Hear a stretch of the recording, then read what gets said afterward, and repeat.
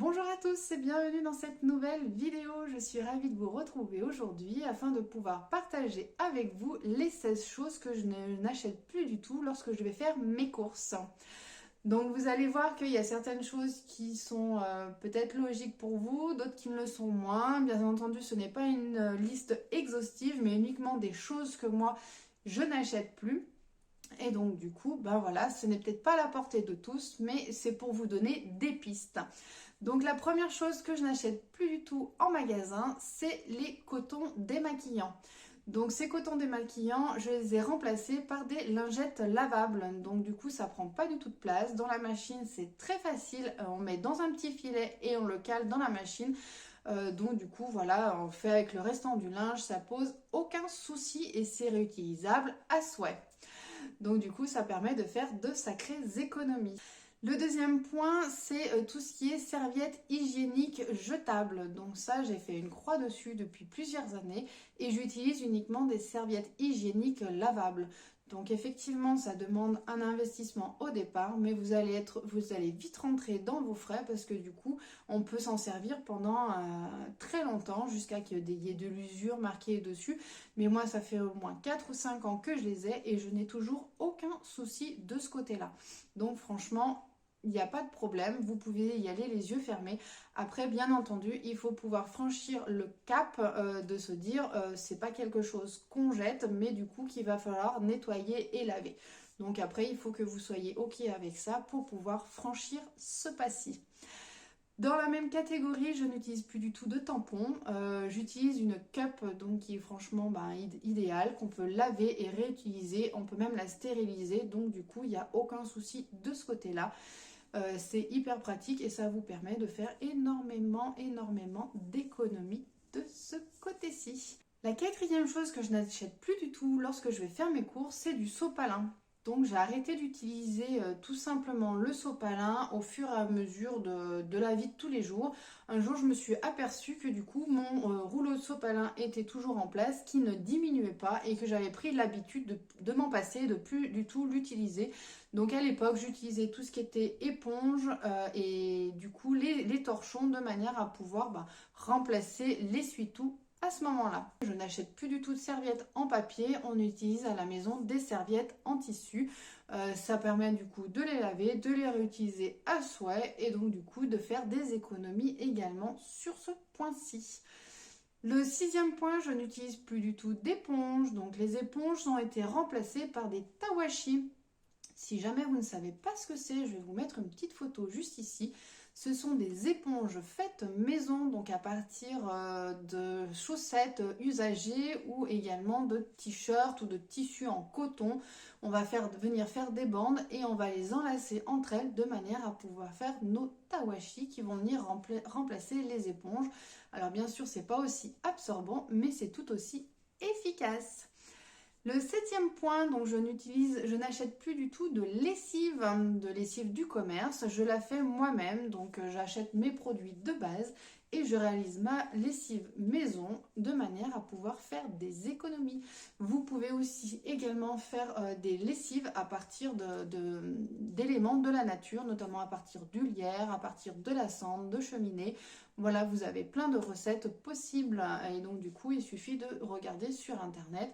Et ces dernières possibilités, du coup, ça revient quasiment à 0 €. Le huitième point dont je n'achète plus du tout, c'est du produit de douche liquide. Et oui, il fut un temps où mes enfants jouaient avec tout ce qui était produit de douche liquide. Donc je ne vous ferai pas dire que le produit était vide en moins de 2. Limite le contenant de 250 millilitres en 3 jours, il était fini ou rempli d'eau, ou voilà, donc ils s'amusaient avec et il n'y avait plus rien du tout. Donc à partir de ce moment, donc c'était pas du tout économique, ni écologique, mais du coup à partir de ce moment-là, j'ai décidé d'acheter des pains de savon spécifiques donc pour la douche, et donc du coup on se lave avec ça. Donc ça permet franchement d'économiser pas mal d'argent sur ce coup-là, et du coup ça dure assez longtemps. Le neuvième point, donc je n'achète plus du tout d'eau du commerce, l'eau en bouteille, hormis tout ce qui est eau gazeuse ponctuellement.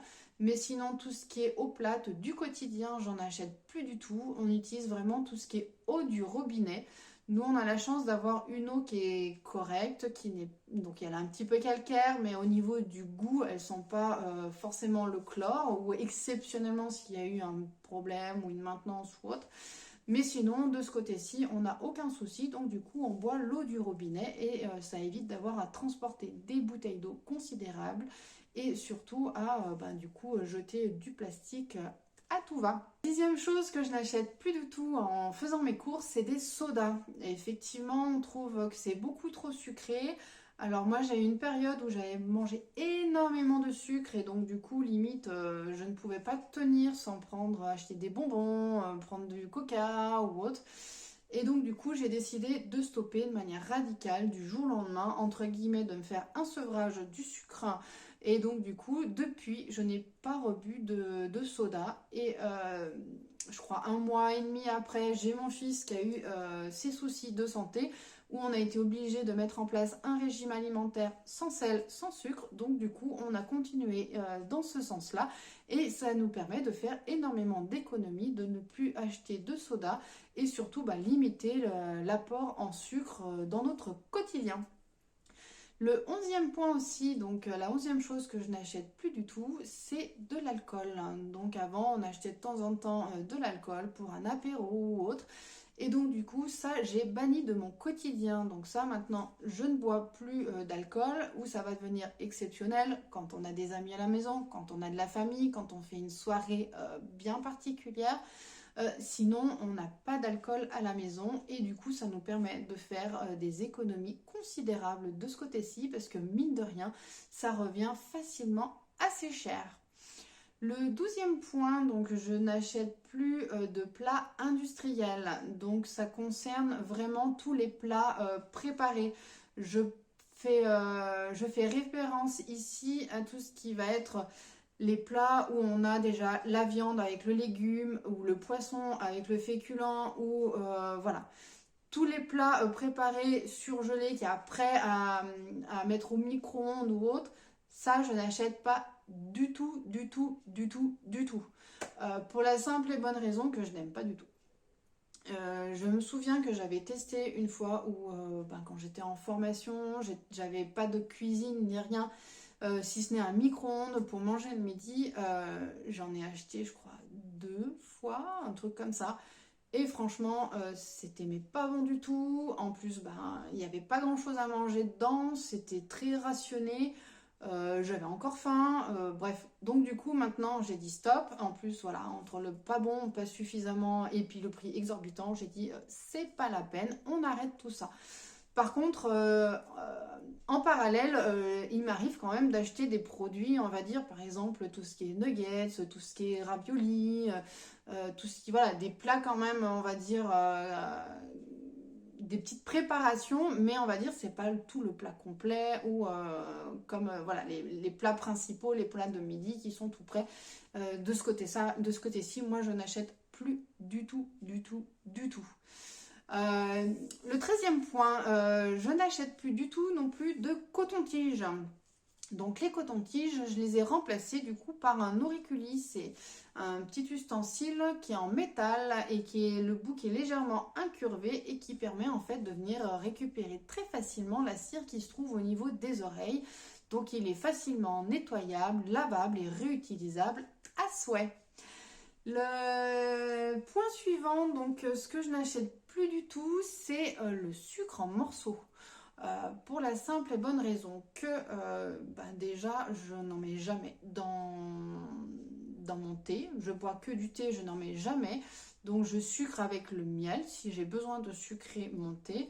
Et du coup, on s'en sert uniquement quand on a éventuellement des invités, quand on fait éventuellement du café et que les invités ont envie de sucrer leur café. Sinon, je n'en utilise pas du tout. Alors, j'utilise énormément de sucre en poudre, mais tout ce qui est sucre en morceaux, non. La preuve, c'est que le paquet que j'ai encore à la maison, il doit dater de 2014, donc ça va faire 8 ans. J'étais enceinte de ma fille, j'étais enceinte jusqu'aux oreilles, et donc du coup, je me souviens très bien que j'ai galéré pour aller acheter ce paquets de sucre. À cette période-là, j'étais mais j'en pouvais plus. Et donc du coup, je me souviens très bien, on faisait les travaux à l'époque à la maison. Et voilà, donc ça m'a bien marqué. Donc ouais, ça date de 2014. Donc ça va faire 8 ans que je n'ai pas racheté de paquet de sucre en morceaux. Et le paquet, il est rempli aux 3/4. Donc autant vous dire qu'il va me durer encore très très très très longtemps. La chose suivante que je n'achète plus du tout en supermarché, c'est tout ce qui va être fruits que l'on peut trouver dans la nature. Donc ça va être tout ce qui va être notamment tout ce qui est noix, tout ce qui va être noisette, tout ce qui va être châtaigne également, tout ça en fait, tout ce qu'on peut retrouver en forêt ou autre, je n'achète pas du tout en grande surface. Parce que je ne sais pas si vous avez remarqué, mais les prix sont exorbitant. Moi, j'ai la possibilité d'avoir la campagne, des forêts à côté de chez moi et du coup, franchement, j'en profite lors d'une balade ou autre pour pouvoir du coup faire mes récoltes. Donc voilà, une fois ça va être des châtaignes, une fois je vais partir pour trouver des noisettes. Alors des fois je pars pour trouver des noix et des châtaignes et puis je trouve l'autre ou vice versa. Peu importe, de toute façon je prends un grand sac, un grand cabas et du coup je vais faire ma balade. Si je trouve rien, je trouve rien et si je trouve à foison, et ben je me fais plaisir. De toute façon ça se conserve très bien. Du moment où vous l'étalez bien, vous faites bien sécher et vous laissez dans un endroit frais, il n'y a aucun souci, ça passera tout l'hiver tranquillement, vous êtes tranquille jusqu'à la saison suivante. Le point numéro 16, donc je reviens au point numéro 15, vous pouvez faire pareil avec tout ce qui est champignons aussi, hein. C'est pas réservé à tout ce qui est fruits, il y a également tout ce qui est champignons, vous pouvez également en profiter et les récolter. Donc le dernier point, le numéro 16, ça va correspondre à tout ce qui est aromates. Donc ça va être tout ce qui est thym, romarin, tout ce qui est menthe, basilic, ciboulette, il peut y avoir le persil. Voilà, vous avez plein d'aromates que vous pouvez facilement cultiver chez vous, que ce soit dans votre jardin, que ce soit en jardinière, en pot, sur votre balcon. Vous avez la possibilité de pouvoir garder ça à portée de main et donc du coup pouvoir vous en servir à foison. Donc ça c'est une très bonne façon de pouvoir faire des économies, éviter de racheter régulièrement ce genre de choses et surtout quand vous avez besoin de vous en servir, hop, un petit coup de ciseaux et vous récupérez tout ça. Voilà, écoutez, j'espère que cette petite liste vous aura permis d'avoir des idées, voir si vous pratiquez également déjà ce genre de restrictions entre guillemets, non, après c'est plutôt ces habitudes au quotidien ou pas du tout. Et si jamais vous en avez d'autres, n'hésitez pas à me les partager en commentaire, ça me fera plaisir de vous lire, de voir un peu ce que vous aussi, les habitudes que vous avez pu mettre en place. Il est possible que moi aussi de mon côté, en fonction des propositions, je pourrais me dire oui, je peux la mettre en place ou pas. Et donc du coup, voilà, ça fait toujours plaisir d'échanger, de voir un petit peu aussi ce qui se fait ailleurs. Et écoutez, je vous dis à très bientôt et je vous souhaite une très bonne journée. Ciao, bye bye.